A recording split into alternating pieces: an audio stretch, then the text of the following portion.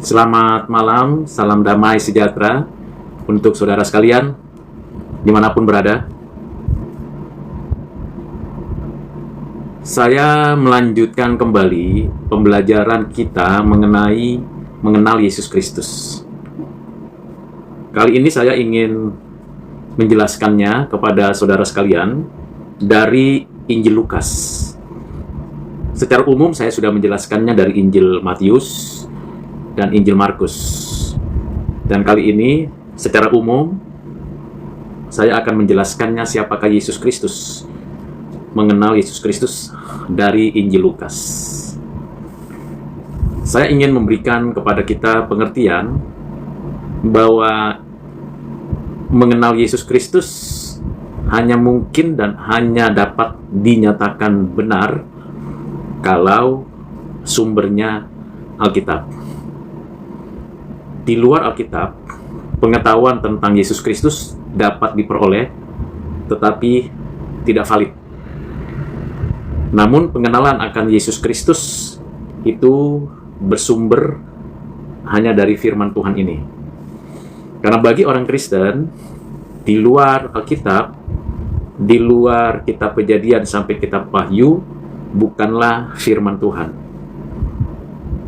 Sehingga ketika saya memperkenalkan Yesus Kristus, sumbernya, sekali lagi, saya mau tekankan adalah Alkitab, firman Tuhan.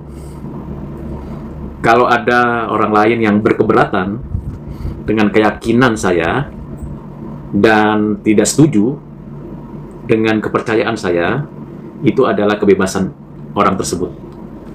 Tetapi sekaligus juga saat yang sama adalah kebebasan saya di dalam kehidupan manusia berdasarkan anugerah Allah, di dalam kebenaran firman Tuhan. Saya meyakini pengenalan akan Yesus Kristus tidak mungkin di luar ajaran Alkitab. Dan seluruh ajaran Alkitab memiliki sentralnya itu adalah pribadi anak Allah yang inkarnasi, Yesus Kristus. Roh Kudus yang sepenuhnya menginspirasikan penulis untuk menuliskan kitab demi kitab. Roh Kudus yang berkarya menyatakan kebenaran Allah, menyatakan dan memperkenalkan siapakah Yesus Kristus. Dan Yesus Kristus, anak Allah yang inkarnasi, yang dituliskan di dalam Alkitab, menyatakan, memperkenalkan, dan mengatakan, mempermuliakan Allah Bapa. Alkitab menyatakan kebenaran, keberadaan Allah yang Esa, Bapa, Anak Allah, dan Roh Kudus. Ketiganya dinyatakan secara bertahap, progresif, dan setiap orang yang membaca, mempelajari, memperdalami dengan pimpinan Roh Kudus, dengan kuasa Roh Kudus, dengan kekuatan dari Roh Kudus, dengan pencerahan dari Roh Kudus, akan mengenal siapakah Yesus Kristus. Kita melanjutkan dengan apa yang ditulis oleh Lukas. Pengenalan akan Yesus yang sudah dijelaskan di dalam Injil Matius mempertegas pengenalan kita bahwa Yesus adalah Mesias, anak Allah yang diurapi, yang menyatakan diri, inkarnasi, sepenuhnya manusia tanpa ada kepura-puraan. Dan anak Allah yang inkarnasi itu menyatakan keberadaannya yang nyata, jelas bagi setiap orang yang membacanya. Di dalam Injil Markus, penulis Markus, yaitu Yohanes Markus, menjelaskan dan menyatakan Yesus adalah anak Allah yang berdaulat atas segala sesuatu, yang menyatakan segala kehendak Allah dalam keadaan ilahinya dan dalam keadaan kemanusiaannya. Nah, kita akan menelusuri apa yang ditulis oleh Roh Kudus dalam Injil Lukas yang dinyatakan oleh Lukas, seorang yang menuliskan Injil ini, berita baik ini kepada Theophilus. Saya akan bacakan Injil Lukas pasal 1 ayat 1 sampai 4 karena di ayat 1 sampai 4 menjadi arah dari tulisan isi Injil Lukas, seperti Injil Matius dan Injil Markus. Di awal-awal pasal pertama dan ayat-ayat awal dari Injil Matius dan Lukas memberikan arah apa yang akan diketahui dan akan kita pelajari mengenal Yesus Kristus. Mari kita baca dari Injil Lukas. Dalam Injil Lukas pasal 1 dikatakan demikian ayat 1 sampai 4. Demikianlah firman Tuhan. Theophilus yang mulia, banyak orang telah berusaha menyusun suatu berita tentang peristiwa-peristiwa yang telah terjadi di antara kita, seperti yang disampaikan kepada kita oleh mereka yang dari semula adalah saksi mata dan pelayan firman. Karena itu, setelah aku menyelidiki segala peristiwa itu dengan seksama, dari asal mulanya aku mengambil keputusan untuk membukukannya dengan teratur bagimu, supaya engkau dapat mengetahui bahwa segala sesuatu yang diajarkan kepadamu sungguh benar. Dari 4 ayat ini kita mendapatkan pembelajaran apa isi dari Injil Lukas mengenal Yesus Kristus. Pertama, Injil Lukas memang ada tujuan yang pembaca pertamanya, yaitu Theophilus, seorang yang sedang belajar kekristenan, atau seorang yang sedang dikatekisasi, atau seorang murid dari seorang Kristen yang pertama. Jadi ini adalah Kristen pertama, Kristen mula-mula, kisarannya antara kenaikan Yesus dan keberadaan daripada murid-murid Yesus dengan Lukas ini kira-kira 20 tahunan. Nah, kalau kita lihat, dituliskan oleh Lukas bahwa banyak orang telah berusaha menyusun suatu berita. Jadi, ada banyak tulisan yang ditulis mungkin secara terpisah-pisah oleh orang sejarawan kah, atau seperti Josephus atau Tacitus, atau seorang yang mau menuliskan peristiwa-peristiwa singkat. Nah, Lukas mengatakan bahwa memang sudah ada cerita yang tertulis yang diketahui banyak orang.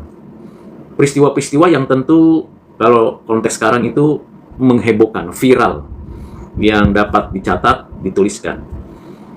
Bahkan dikatakan ayat 2, seperti yang disampaikan kepada kita oleh mereka. Jadi, seperti yang disampaikan kepada kita oleh mereka. Jadi, di sini, Theophilus dan Lukas adalah orang-orang yang menerima berita dari saksi mata dan pelayan firman. Siapakah saksi mata yang masih hidup? Ya, para rasul. Para rasul, 11 rasul, pengganti Yudas Iskariot yang mati bunuh diri itu, Matias, dan tentunya juga Rasul Paulus. Jadi para rasul itu saksi mata yang telah mengajarkan peristiwa-peristiwa itu, pemberitaan kabar baik, penjelasan pengajaran tentang Yesus, memberikan kepada Lukas dan Theophilus bahwa apa yang diterima, apa yang diketahui, itu memang ada saksi mata dan pelayan firman. Jadi bukan ratusan tahun, 300 tahun kemudian baru diajarkan, tidak. Istilahnya peristiwa yang hari ini itu dapat dicatat, diketahui, masih ingatannya masih jelas, masih kelihatan, masih terasa, walaupun dia sudah 20 tahun yang lalu. Misalnya saya masih ingat peristiwa tahun 1998 bulan Mei, di mana saya jalan, apa yang saya lihat, apa yang saya dengar, apa yang saya saksikan, lalu saya bisa menceritakan secara detail pada peristiwa bulan Mei tahun 1998. Saksi mata dari peristiwa itu. Nah, saya bisa jelaskan. Kira-kira demikian yang terjadi pada Theophilus dan Lukas, yang juga mengetahui bahwa ada saksi mata, para rasul, dan murid-murid yang lain yang menyaksikan peristiwa-peristiwa yang sangat ajaib itu. Jadi saudara yang kekasih di dalam Kristus, ini hal yang sangat penting, saksi mata dan pelayan firman. Karena itu, setelah aku menyelidiki segala peristiwa itu dengan seksama dari asal mulanya, jadi Lukas tidak sekedar menerima, tidak sekedar mengetahui, tidak sekedar menginterview atau menanyakan atau mengkonfirmasi, mengklarifikasi peristiwa-peristiwa yang berkaitan dengan Yesus Kristus, tetapi dia selidiki, dia investigasi. Jadi dari inventarisasi data, inventarisasi peristiwa-peristiwa, inventarisasi catatan-catatan, inventarisasi berita-berita, lalu diidentifikasi, sampai akhirnya diinvestigasi dan diinterview, sampai dituliskan. Ini adalah suatu kerangka penulisan yang sangat objektif. Jadi bukan kata orang saja, tapi dia tanya, dia selidiki, dia inventaris, dia identifikasi, kemudian diinvestigasi, lalu mengambil keputusan untuk membukukannya dengan teratur bagimu Theophilus. Betapa ajaib. Dan Roh Kuduslah yang menyatakan kuasanya, inspirasinya, pengurapannya, kepemimpinannya kepada Lukas untuk menuliskan satu bagian demi satu bagian. Dan saya mengajak saudara untuk mengingatkan kembali bahwa 4 kitab Injil, Matius, Markus, Lukas, Yohanes, adalah biografi, kalau bisa saya katakan demikian, biografi Yesus Kristus. Jadi mengisahkan tentang Yesus Kristus. Lebih lanjut lagi dikatakan bahwa Lukas membukukannya dengan teratur. Jadi Lukas yang dipimpin, dipenuhi, diurapi, mendapatkan inspirasi Roh Kudus, dan dia memanfaatkan, mengoptimalkan fungsi rasionya. Jadi imannya dipimpin oleh Roh Kudus, imannya memimpin rasio, kemudian dianya, Lukasnya, penginjil Lukas atau disebut tabib Lukas, menuliskannya dengan kapasitas yang dia miliki. Jadi sekali lagi, Roh Kudus memberikan inspirasi, dan imannya Lukas ini memimpin rasionya, dan rasionya memimpin afeksinya, dan afeksinya mendorongnya menuliskan dan merapikan, menuliskan dengan teratur sistematis dan sangat mendalam. Dan ini sungguh memiliki kekuatan di dalam penulisan Injil Lukas. Jadi Lukas membeberkan apa yang dilakukan pada waktu dia menuliskannya. Apa tujuannya? Di ayat 4. Supaya engkau Theophilus dapat mengetahui bahwa segala sesuatu yang diajarkan kepadamu sungguh benar. Jadi ada pengajaran yang sudah diterima oleh Theophilus, dan tentu sudah diterima oleh Lukas, dan tentu banyak orang yang menerima pengajarannya, dan mengkonfirmasi pengajaran lisan, pengajaran yang bisa jadi ditulis oleh yang lain, dan mengkonfirmasi bahwa apa yang diajarkan diterima oleh Theophilus adalah sungguh benar. Ini otoritas firman yang melampaui tradisi, otoritas firman yang melampaui segala pengalaman, otoritas firman yang melampaui segala pengoptimalan fungsi rasio. Mulailah Lukas memberikan pernyataan, penulisan yang tentu tadi Roh Kudus yang berkarya. Pada ayat 5, pada zaman Herodes. Jadi dia menulis dengan satu pembukaan, penjelasan dengan satu zaman, satu masa pada zaman Herodes. Kemudian kalau kita lagi baca di dalam ayat 26, Lukas pasal 1 ayat 26, dalam bulan yang ke-6.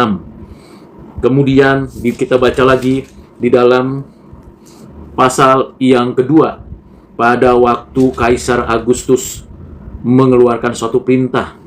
Jadi ada momen-momen yang dengan sengaja dipilih oleh Lukas untuk menyusun, menuliskan biografi Yesus. Siapakah Yesus? Di mana dia hidupnya? Pada zaman Herodes, Raja Yudea. Jadi di sini, saudara, kehadiran Yesus yang dituliskan di dalam Alkitab, kehadiran Yesus itu fakta historis, bukan imajinasi, bukan rekayasa, bukan halusinasi, tapi fakta. Dan itu yang dituliskan. Lalu dijelaskan misalnya pada waktu Kekaisaran Agustus mengeluarkan satu perintah menyuruh pendaftaran semua orang di seluruh dunia. Ya, waktu itu yang berkuasa, yang bisa dikatakan banyak penduduk dan mewakili dunia, Kekaisaran Romawi, dan pada zaman itu Yesus ada. Dan kalau kita baca tiap bagiannya selalu ada awal dari penjelasan konteksnya. Jadi kalau kita membaca biografinya Yesus dalam Injil Matius dan Injil Markus, itu sedikit berbeda dengan apa yang dituliskan oleh Lukas dalam Injilnya mengenai biografi. Bukan berbeda konten kebenarannya, fakta historisnya, tetapi berbeda karena angle-nya yang dituliskan tidak ada di dalam misalnya Injil Matius atau Injil Markus atau Injil Yohanes. Misalnya tentang Zakaria dan Elisabet. Zakaria dan Elisabet. Memang kalau kita membaca Injil Matius tentang Zakaria dan Elisabet itu tidak dituliskan tentang siapa Zakaria, siapa Elisabet di awal. Kalau kita membaca Injil Yohanes, kita akan mengenal tentang Yohanes Pembaptis, anak Zakaria dan Elisabet itu. Dan di sana berkaitan dengan tugasnya daripada Yohanes Pembaptis. Tetapi siapa Yohanes Pembaptis? Injil Lukas menulis dia adalah anak dari Zakaria dan Elisabet. Siapa Zakaria? Imam dari rombongan Abia. Nah, ini detail sekali. Jadi artinya Lukas sudah mendapatkan informasi, penjelasan, tentu dipimpin oleh Roh Kudus, dan pilihan pada peristiwa ini dicatat itu karena hikmat, kekuatan, kekuasaan dari Roh Kudus untuk Lukas menulis dan memilih awal muasal dari biografi keberadaan Yesus di atas bumi ini. Jadi ini yang menjadi menarik dan penting mengenal Yesus Kristus. Tetapi coba kita perhatikan bagaimana tentang kelahiran Yesus di dalam pasal 1 ayat yang ke-26. Dalam bulan yang ke-6 Allah menyuruh malaikat Gabriel pergi ke sebuah kota di Galilea bernama Nazaret. Jadi pada bulan ke-6 berarti 6 bulan keberadaan Elisabet mengandung Yohanes Pembaptis. Lalu Maria dikunjungi malaikat Gabriel, dan malaikat Gabriel menyatakan bahwa Maria mengandung dari Roh Kudus. Anak Allah yang roh adanya, firman adanya, ditambahkan natur kemanusiaan melalui jalan inkarnasi. Jadi kemanusiaan Yesus ditambahkan pada pribadi Yesus yang ilahi, anak Allah ini, sehingga ditambahkan natur kemanusiaannya. Keilahiannya tidak hilang, tidak lenyap, tidak berhenti berkarya, sejak kekal sampai kekal, dan ketika inkarnasi ditambahkan kemanusiaan pada pribadi dari Yesus Kristus, keilahiannya tetap kekal selama-lamanya. Lalu akhirnya Maria dan Elisabet bertemu, perjumpaan Maria, dan Maria mengatakan, jiwaku memuliakan Tuhan dan hatiku bergembira karena Allah juru selamatku, sebab ia telah memperhatikan kerendahan hambanya. Sesungguhnya mulai dari sekarang segala keturunan akan menyebut aku berbahagia, karena yang Maha Kuasa telah melakukan perbuatan-perbuatan besar kepadaku, dan namanya adalah kudus. Puji Tuhan, Maria mendapatkan karya Allah, dan dia menyatakan bahwa Allah juru selamatnya. Dan ia menjelaskan bagaimana apa yang dijanjikan kepada Abraham itu yang digenapkan pada zamannya, melaluinya kelahiran anak Allah, inkarnasi. Ayat 55, seperti yang dijanjikannya kepada nenek moyang kita, kepada Abraham dan keturunannya untuk selama-lamanya. Apa yang dijanjikannya? Yaitu menerima keselamatan. Lalu kelahiran Yohanes Pembaptis, sekali lagi, Itu tidak ada di dalam Injil Matius, tidak ada di Injil Markus, tetapi tampil Yohanes Pembaptis ada, tapi kelahiran Yohanes Pembaptis. Nah, ini mengapa Lukas mendahului penjelasan mengenai kehadiran Yohanes Pembaptis. Lukas pasti punya tujuan bahwa apa yang diajarkan diketahui oleh Theophilus dan apa yang diterima Theophilus dan Lukas itu benar, maka dalam penyelidikan dan penelusurannya ditulislah Yohanes Pembaptis. Lalu kelahiran Yesus, baru mulai pasal 2 kelahiran Yesus. Baru mulai pasal 2. Dan lagi-lagi kalau pasal 1 itu bicara tentang pada zaman Herodes di tanah Yudea, ya, Raja Yudea, tapi di pasal 2 ini berbicara tentang Kaisar Agustus. Jadi Kaisar Agustus, kerajaan Romawi itu ada raja-raja wilayah, salah satunya Herodes. Nah, pada zaman Kekaisaran Agustus, maka semua orang, khususnya kalau kita baca pasal 2, untuk pendaftaran, jadi seperti sensus penduduk, dan mesti didaftarkan di daerahnya masing-masing. Bahkan di pasal 2 ayat 2, inilah pendaftaran yang pertama kali diadakan sewaktu Quirinius menjadi wali negeri Syria. Jadi ada Quirinius di Syria, ada Herodes di Yudea, dan Agustus itu menjadi kaisar, sebagai kaisar. Ini menggambarkan wilayah-wilayah yang ada dan eksis pada waktu Yesus dilahirkan. Jadi sekali lagi, kisah Yesus Kristus, biografi kehadiran Yesus Kristus anak Allah itu konkret, fakta sejarah, historis, bukan rekayasa, bukan katanya. Dan siapa yang menyatakannya, orang-orang yang ada di sekitarnya, dan pihak-pihak yang penting pada zaman Yesus itu dijelaskan oleh Lukas. Siapa yang seperti itu biografinya, kecuali Yesus Kristus. Dan bahkan kalau di Injil Matius, Markus, dan Yohanes tidak dituliskan, di Injil Lukas dituliskan tentang gembala-gembala. Yang menarik, Lukas sepertinya sedang memberikan gambaran kemanusiaan Yesus yang betul-betul orisinil apa adanya. Jadi bukan dibuat-buat, bukan direkayasa. Dan bagaimana Yesus dilahirkan dan ada gembala yang menghadiri atau pasca kelahirannya dilihat. Dan bahkan di dalam ayat 21, Yesus disunat. Kemudian pada umur 12, Yesus dibawa ke bait Allah, ya, pergi ke Yerusalem. Jadi ada momen-momen penting dalam biografi Yesus yang dituliskan bahwa Yesus memang benar kemanusiaannya. Karena ada orang yang menolak kemanusiaan Yesus, tetapi juga ada orang yang menolak keilahian Yesus. Kalau yang menolak kemanusiaan Yesus, Lukas mengatakan Yesus itu lahir, Yesus itu disunat, umurnya 8 hari. Yesus itu pada usia 12 tahun pergi ke Yerusalem pada hari raya, perayaan, dan di sana ia menunjukkan bagaimana dia sudah menyelesaikan studinya di Nazaret dan dibawa ke Yerusalem. Pengetahuannya diuji, dia belajar, dan sungguh sangat luar biasa. Dan ini kisahnya. Jadi kalau di luar Alkitab, kisah itu bohong, ya. Bisa jadi setengah kebenaran. The half truth is not truth. The half truth is not truth. Jadi kalau ada orang yang bilang, oh, Yesus itu sama dengan Isa Al-Masih, jawabannya tidak sama. Itu cerita di luar Alkitab. Kalau cerita di luar Alkitab, jelas itu bukan firman Tuhan, ya. Kalau bukan firman Tuhan, ya tulisan manusia, bisa jiplak, bisa copy paste dan sebagainya. Orang Kristen mengakui kemanusiaan Yesus. Ada orang yang tidak menerima kemanusiaan Yesus. Ada orang yang menolak keilahian Yesus. Kalau pada pertemuan sebelumnya saya jelaskan keilahian Yesus di dalam Injil Markus. Jadi Matius kemesiasannya, Markus keanakannya, Lukas menjelaskan tentang manusianya.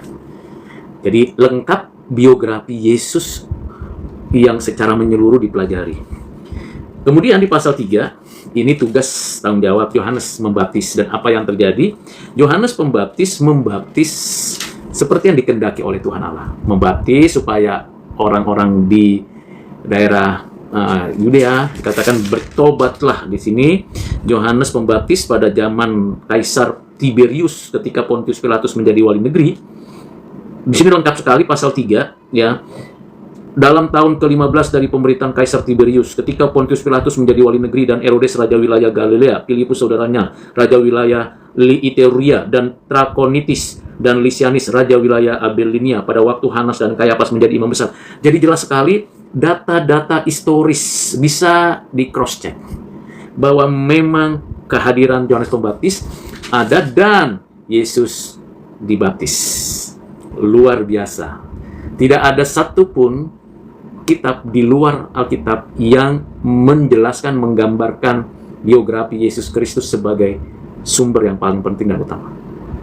Di luar Alkitab itu bukan firman Tuhan. Ini mesti disclaimer-nya kuat dan mesti dipertegas yang kuat. Yesus ketika orang banyak itu telah dibaptis, dan ketika Yesus juga dibaptis dan sedang berdoa, terbuka langit dan turunlah Roh Kudus dalam rupa burung merpati ke atasnya, dan terdengarlah suara dari langit, "Engkaulah anakku yang kukasih, kepadamu lah aku berkenan." Jadi keanakan Yesus bukan istilah, terminologi, konsep yang manusia sampaikan, tuliskan. Karena Alkitab diinspirasikan Roh Kudus, maka keanakan Yesus itu dinyatakan oleh Roh Kudus dan dituliskan oleh Lukas, dan dinyatakan Yesus adalah anak Allah. Jadi ini bukan keanakan dalam konstruksi manusia punya anak, tapi dalam kesetaraan hakikat. Nah, ini yang bisa diperjelas. Dan luar biasanya dijelaskan tentang silsilah Yesus yang berbeda pemahamannya dengan pendekatannya dengan apa yang dituliskan oleh Matius. Sekali lagi, 4 Injil ini adalah biografi Yesus Kristus, pribadinya, perkataan firman-Nya, dan karyanya. Mulai dari inkarnasinya atau ketetapan kekekalan, inkarnasinya, kelahirannya, kehidupannya, pelayanannya, penderitaannya, kematiannya di atas kayu salib, dikuburkan, kebangkitannya, dan kenaikannya. Lengkap, tuntas, jelas. Dan di sini di dalam pasal yang ketiga menggambarkan, pasal ketiga ayat 22 menggambarkan 3 pribadi yang dinyatakan ditulis berkaitan pada momen Yesus dibaptis. Roh Kudus, Bapa, dan Yesus anak Allah dalam keadaan kemanusiaannya dibaptis. Jadi siapa yang mengatakan bahwa tidak dijelaskan tentang Bapa, Anak, Roh Kudus? 3 pribadi yang berbeda. Bapa bukan anak, anak bukan Bapa. Roh Kudus bukan Bapa, Roh Kudus bukan anak. Anak bukan Bapa, anak bukan Roh Kudus. Ketiganya pribadi yang sehakikat. Nah, dari penjelasan pemahaman ini kita bisa melihat apa yang terjadi berikutnya adalah di pasal yang keempat. Di pasal yang keempat, Yesus yang penuh dengan roh itu dicobai. Ya, dicobai oleh si iblis. Dicobai oleh si iblis setelah dia tinggal 40 hari lamanya. Jadi ini hal yang penting untuk kita ketahui dan kita pahami. Di dalam ayat yang ketiga dikatakan bahwa engkau anak Allah, katanya. Nah, iblis sendiri dalam konsep itu, dalam konstruksi itu, dalam ayat ini menjelaskan engkau anak Allah. Wow. Tadi Bapak, iblis sendiri tahu siapa Yesus. Yesus itu anak Allah. Yesus itu anak Allah. Bahkan dia tidak mencobai seperti setan-setan kecil dengan kesurupan dan dengan segala. Dia mencobai dengan halus tetapi tepat gitu, dengan membangkitkan. Tetapi Yesus dalam keadaan kemanusiaannya dan di dalam keadaan yang ilahi dicobai, sampai satu pernyataan bahwa dikatakan kepada si iblis ini, ada firman Tuhan, jangan engkau mencobai Tuhanmu, Tuhan Allahmu. Jangan engkau mencobai Tuhan Allahmu. Jadi si iblis berada di dalam otoritas Tuhan dan dia bilang jangan mencobaiku. Luar biasa. Yesus kembali ke Galilea. Yesus kemudian mengajar di Kapernaum, menyembuhkan orang sakit, mengajar lagi, kemudian memanggil murid-murid yang akan dijadikan rasul, menyembuhkan orang yang sakit kusta, menyembuhkan orang yang lumpuh, dan memanggil murid lagi, lalu dia mengajar dan menyembuhkan pada hari Sabat, lalu memanggil sepenuhnya ke-12 murid, Jadi utuh lengkap murid-muridnya, lalu khotbah, ucapan bahagia, dan ini sama dari Matius, Markus, dan Lukas, bahkan Yohanes berkaitan dengan 4 hal yang sama. Pertama, dalam pengajaran, Yesus menjelaskan tentang kerajaan surga. Yesus menyatakan siapa dirinya. Yang kedua, Yesus mengadakan mukjizat dan tanda. Yang ketiga, Yesus memanggil murid-muridnya dan rasulnya. Dan yang keempat, Yesus menyatakan apa yang akan terjadi pada dirinya. 4 hal ini dalam biografi Yesus, dalam pelayanan Yesus dijelaskan mengenai bagaimana keberadaannya. Jadi saudara, kalau kita membaca bagian ini, maka kita sadar betul bahwa tidak ada yang seperti dia. Nabi di atas segala nabi, raja di atas segala raja, imam di atas segala imam. Siapakah dia? Hanya Yesus Kristus. Kita mulai dari apa yang dinyatakannya di dalam pelayanannya, bahwa dia akan menderita, akan difitnah, akan dianiaya, akan didera, bahkan disalibkan, dan mati di atas kayu salib. Dan itu menjadi kenyataan. Dia terima, dia lakukan dengan rela, dengan penuh cinta kasih kematiannya. Dan dia mengatakan juga bahwa dia akan bangkit pada hari yang ketiga. Dinyatakan juga. Dan dia akan datang, akan naik dan akan datang kembali. Itu dinyatakan juga. Nah, itu dari yang 4 terakhir. Bahwa Yesus menyatakan apa yang akan terjadi pada dirinya dan apa yang akan terjadi di kemudian hari. Yang kedua, kalau kita lihat kedua terakhir, yaitu berarti yang ketiga, Yesus dalam pelayanannya dia menyatakan tanda dan mukjizat. Kurang lebih ada 33 jenis tanda dan mukjizat. Dan siapakah nabi? Siapakah pendiri agama? Siapakah tokoh-tokoh kebudayaan yang pernah dalam masa pelayanannya 3,5 tahun mengadakan tanda dan mukjizat sebanyak Yesus? Tidak ada kecuali dia. Entah dia nabi dalam perjanjian lama, entah dia rasul dalam perjanjian baru, entah dia para misionari, entah dia bapak gereja, entah dia di luar orang yang mempercayai kebenaran Alkitab, tidak ada orang yang mengadakan tanda mukjizat sebanyak apa yang dilakukan oleh Yesus. Dan tanda dan mukjizatnya itu pada zaman itu sungguh tidak mungkin kalau bukan Tuhan yang menyatakannya. Orang buta nggak bisa lihat, bisa lihat. Orang lumpuh nggak bisa berjalan, bisa berjalan. Orang tuli nggak bisa dengar, bisa mendengar. Orang bisu tidak bisa bicara, bisa bicara. Orang yang sakit disembuhkan. Yang sakit lepra disembuhkan. Kerasukan setan diusir setannya dan dia sembuh. Orang yang telah meninggal dihidupkan kembali. Siapa yang bisa mengerjakan itu kecuali Yesus Kristus? Orang yang kelaparan diberi makan dengan roti. Orang yang kehausan diberikan minum. Itu tanda dan mukjizat, menunjukkan bahwa dia adalah Tuhan, tidak ada yang lain. Yang ketiga, dalam perkataannya, pengajarannya. Kalau kita membaca perkataan dan pengajarannya, jelas di dalam contoh yang menarik, misalnya di dalam pasal yang ke-6, di dalam ucapan bahagia dan peringatan pada pasal yang ke-6 ayat 20, lalu Yesus memandang murid-muridnya dan berkata, "Berbahagialah hai kamu yang miskin, karena kamulah yang mempunyai kerajaan Allah."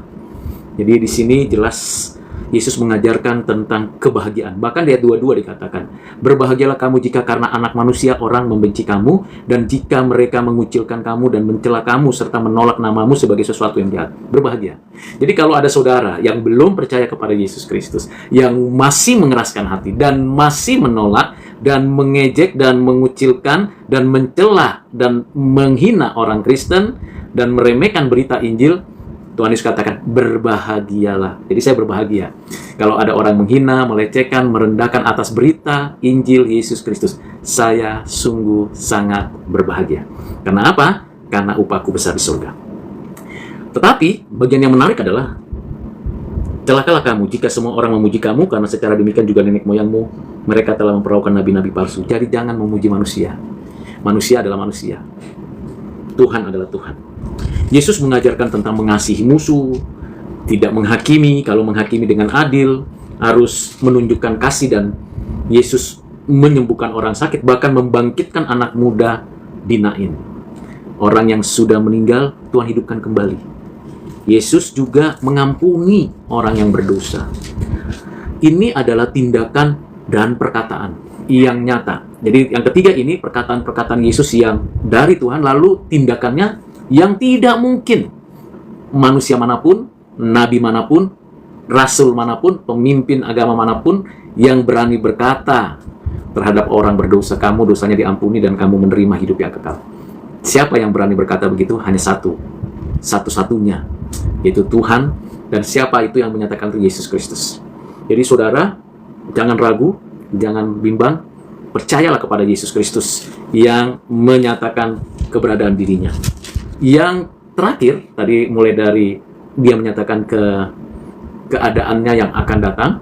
Yang kedua menyatakan tanda dan mujizat. Yang berikutnya menyatakan perkataannya. Dan yang ketiga, yang terakhir adalah dia menyatakan keberadaannya sebagaimana dia anak Allah, Mesias, manusia yang sepenuhnya. Jadi keberadaannya konkret. Dia memanggil, mengutus murid-muridnya, dan menerapkan hukum kasih, hukum keadilan, hukum kebenaran. Dan yang menarik, ini perhatikan dan saudara mesti bisa membandingkan. Yang menarik dan yang sangat-sangat penting, Yesus waktu mengajar, waktu menyatakan tanda dan mujizat, Yesus tidak bawa pedang. Yesus tidak bawa pasukan prajurit apapun. Yesus tidak menggunakan kekuasaan politik. Yesus tidak menggunakan kekuasaan uang. Yesus tidak menggunakan pejabat-pejabat politik waktu itu.